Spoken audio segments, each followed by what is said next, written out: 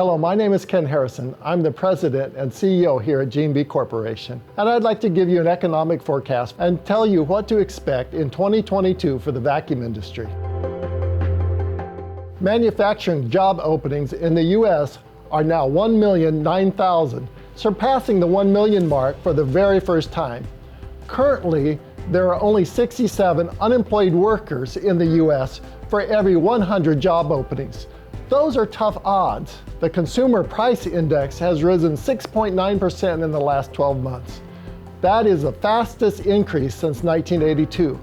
So what does the forecast look like for 2022?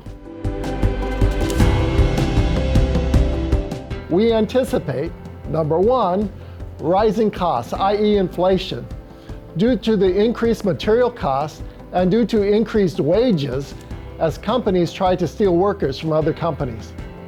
Number two, increased efficiencies as companies learn to accomplish what is required with fewer employees.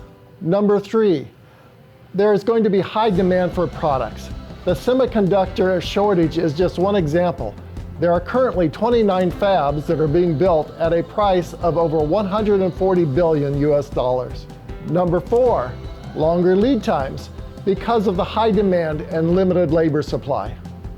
Number five, we see supply chain frustrations with COVID challenges, with supplier challenges, with freight challenges, and labor challenges. So on one hand, 2022 is expected to be a little bit of a difficult and frustrating year. However, we also believe that it will be profitable for the companies that manage the challenges and find ways to manufacture their products.